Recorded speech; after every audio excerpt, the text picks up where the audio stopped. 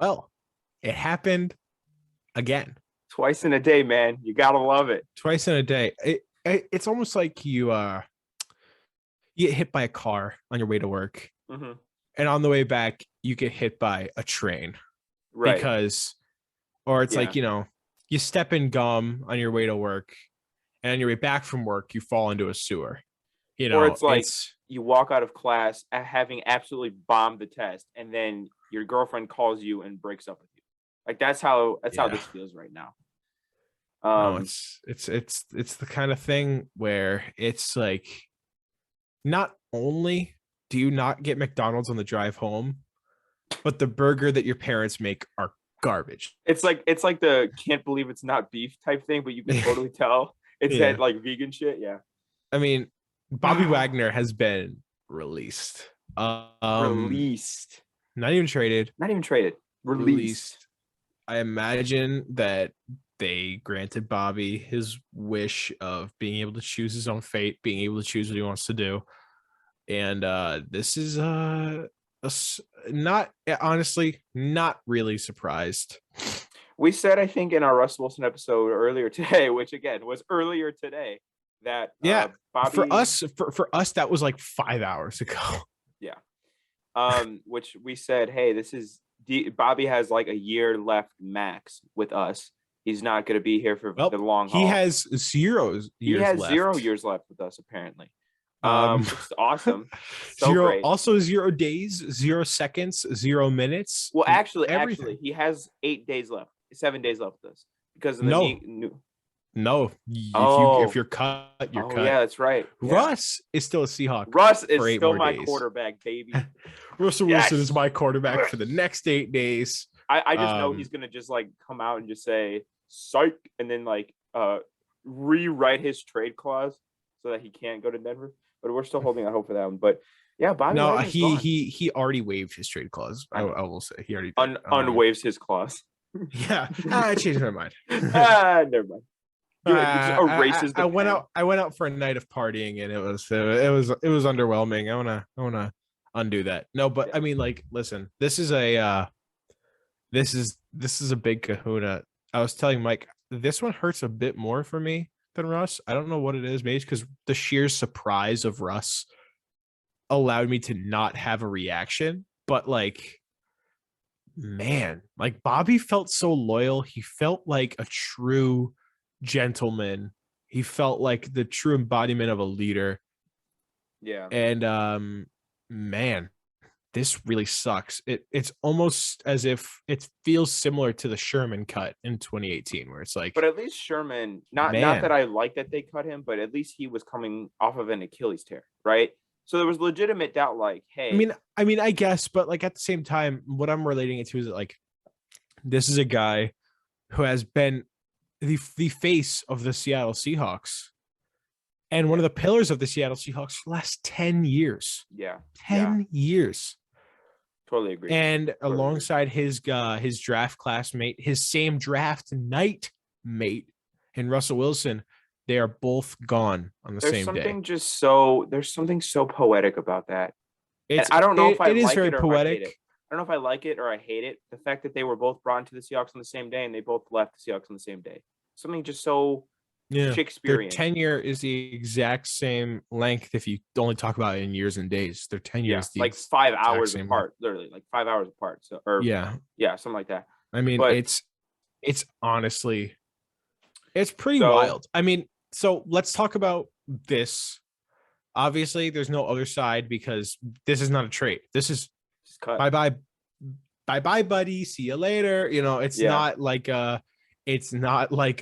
well, we got a second round pick for you. This is like, well, you're gone. yeah, It kind of hurts. And I imagine that this is probably what Bobby would have liked the most as well, considering that, get to choose your own fate. You're a veteran. You want to be able to go wherever you want to go. You don't want to be stuck on, the Dolphins or somebody right, that right. really is not going to contend. You want to be able to decide. Also, low-key, look out for Denver.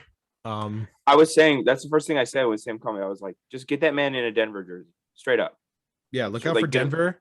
Look out for Washington. Look out for I would say look out for like Kansas City is a good one. Kansas City makes a lot of sense to me. So does Green Bay. Philly makes a lot of sense, just because they are so desperate for linebackers. Yeah, I mean, this one is really odd, and it's a really surreal moment. Like, it's something that like you knew was gonna happen eventually. Like, we all know that things come to an end, right. but when they end, you're never ever gonna be ready for it. And that's kind of the crazy fact about life, and especially sports in general. Just sports being this thing where, it's so fragile. A single story can ruin a single injury can ruin somebody's career. A single moment can ruin somebody's career, and a single moment can change somebody's career forever. And that's kind of what we're seeing now. So, I mean, cutting Bobby saves, I believe, 17, rounding up. It's like 16.8, saves about $17 million in cap, which is a huge amount of cap space, which gives us, I believe, the most cap in the NFL at around $70 Well, I million. mean, after we traded our stud middle linebacker and stud quarterback, we should. Well, we didn't trade Mike. We didn't trade our stud. My bad. After we cut him, Jordan Brooks, huge winner out of this. Jordan Brooks is a huge winner out of this. Yeah, he gets, and also the Seahawks front office is a huge winner off of this too, in the sense that they embraced the rebuild, which is very, very, very important. I know a lot of people. If they were going to trade Russ, rebuild. Yeah. If we were to trade Russ, it makes no sense for Bobby to be on this team, being that he's a veteran and he's expensive. For the Seahawks, it makes no sense to keep him, and then for Bobby, it makes no sense to stay because he's a veteran and he's going to waste a year. You're not going to win a Super Bowl here. Yeah, you're not going to win a Super Bowl here in the next. It was honestly the best thing for both sides, and I'm wondering what the front office is planning. Like, if we do intend on maybe splurging a bit in this offseason, now that we do have $70 million. That's a good plan. I don't know, because now, I mean, we're not in the contender position that we thought we were going to be in. But at the same time, we have a lot more money. And somebody said that, and Bob Condotta, I believe, had a reply that was like, "No, nobody's going to want to come here because there's no good players." And he's like, "Well, I think money matters a bit more than for some guys, quality money of matters. team. Money matters. That's why guys were going to the Browns. Guys were going to, like, a few years back, guys were going to the Browns.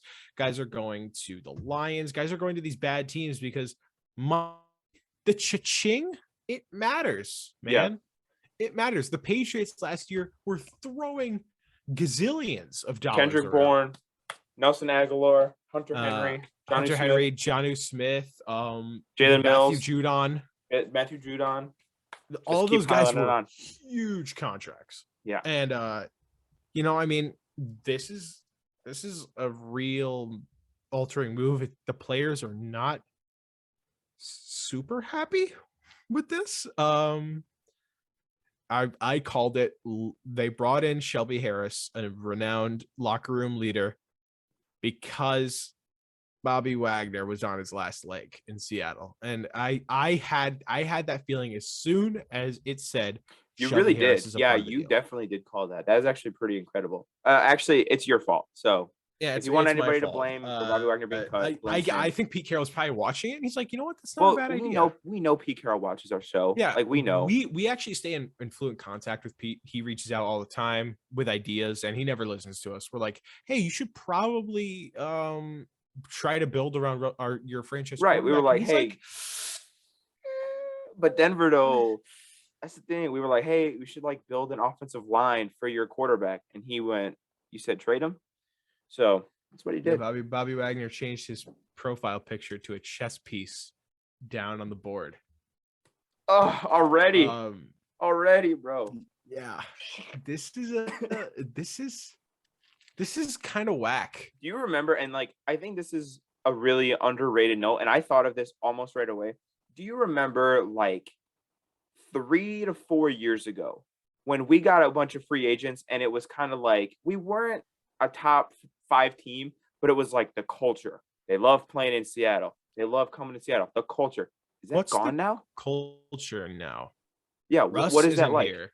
So the main thing that I'm noticing is we do not have a certified leader on offense, because we don't even have Dwayne Brown anymore. Yeah.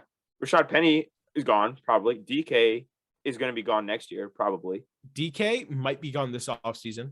we might touch on Tyler that a Lockett bit. is probably the offensive captain right now, but he's Tyler literally Lockett is the longest tenured player on the team, wow. and I he still was remember drafted in 2015. wow, that's crazy.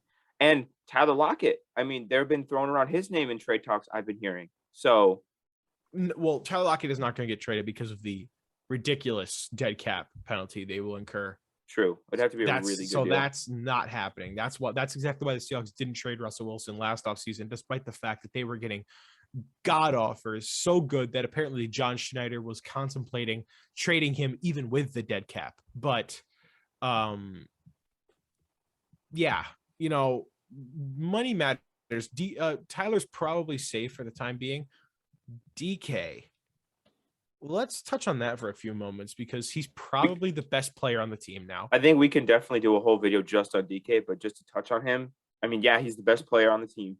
I asked somebody this: if you get 2 picks, if a team calls up and they like, hey, we'll give 2 firsts for DK, and I said it's a team in relative contention, so it's like the Eagles, Washington, teams like that are like they're going to be in relative contention and they're going to be playing to win games. Right. Like, if they offer 2 firsts for that, do you take it? Under the circumstances now, yeah. If you would have asked me, I say yeah. If you'd have asked me yesterday, yeah, I would have said no. Right? I mean, like, but now, I mean, you got to just that's the thing though, is when they traded Russell Wilson, when they made that decision, they said, all right, we're in rebuild mode. And when you're in rebuild mode, you got to tear it the fuck down. You know what I mean? I'm so happy that we embraced it though.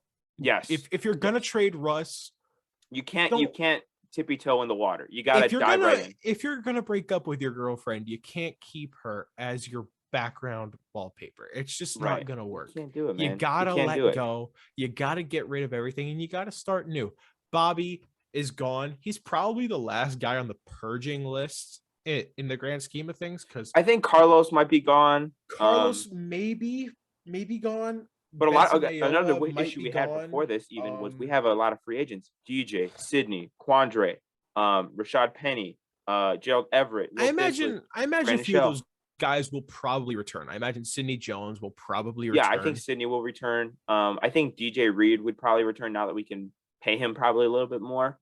Yeah, I don't know about Quandre though. If you were Quandre, would you return? No. It depends on money. If they are sitting here and saying we'll make you close to, if not the highest paid safety in football, I mean, could you turn that down?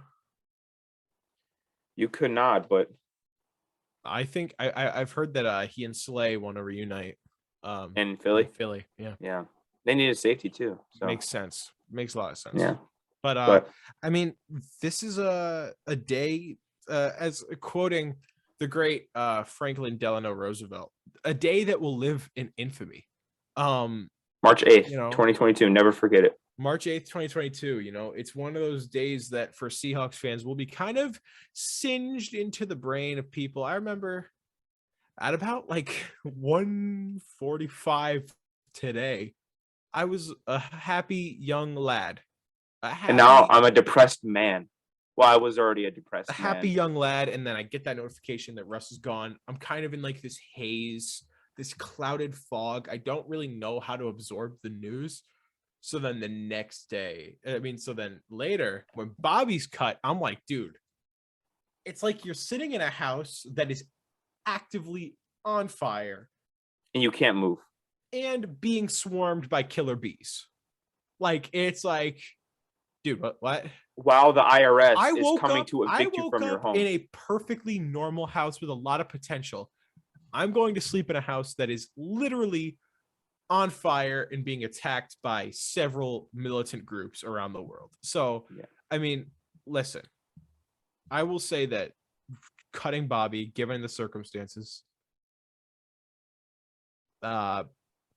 this was something that had to happen. It's undoubtedly something that had to happen. But I mean, the tough decisions, football's a business, man. It's a business. Tough decisions have to be made. And this was one of those decisions. I think the perfect quote to go off on is, if you love somebody, you let them go. The Seahawks took that very literally today. Yeah, They let if you really love somebody and they want to go, you will let them go. You will not hold them against what their will or do anything else. I mean, this kind of turned into a very sad, sentimental video. it is. But He didn't die, I by mean, the way. He just released. He's not dead. He's yeah, man, very much alive. I remember him. He was Bobby great. Wagner, man. So many great memories. So many great memories. He was so good for so long. Sucks to see him Also, go. shout out to my boy Nathan Ernst. What he said was, in this time, it is most important to remember that he was better than Luke Kuechly. Don't forget, Valid. He was in fact better than Luke Kuechly. And this time, it is also good to remember that Russell Wilson should have gotten that damn MVP vote.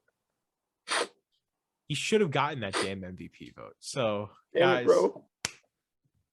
That's gonna wrap it up. I mean, give your thoughts in the comments below. We're gonna have a lot more very confusing content in the days to come. This offseason just got a whole lot weirder. It's something that I don't really know how to process, and I'm gonna have to process it by doing more podcasts just so I can. This is therapeutic for us. Just so I can speak in a long form conversation about this, because it's almost like therapy, Yeah, it's very therapeutic. You're not gonna get past something if you say a few sentences about yourself. You gotta really, gotta really spit everything out. So tomorrow we're probably gonna talk about what is the future. What does this mean? So anyways, good luck, guys. I hope you take this well. Remember, just go to bed or something, don't do anything stupid to get some over rest. One time, don't burn your jerseys. I don't know. Yeah, please, Jesus Christ, don't burn your jerseys, and don't switch teams. For the love of Christ, unless it's the Broncos. Unless it's the Broncos. No. I'm just kidding. I'm kidding. No, I mean, but listen. When the Seahawks lost to the Rams a few years ago in the playoffs, I was in a really bad mood. I thought that was our best team in a long time. I thought we had the best chance to go all the way in a long time. So we lost to the Rams. I don't think I commented on Mike Dugar's post where he was doing a Q&A, and I don't think he knew that I was a minor, because I said, Mike, how do I get through the pain? And Mike says, just don't drink. So love you, Mike. For those listening, please do not drink. This is not gonna work. Anyways, see you in the next video. Peace out.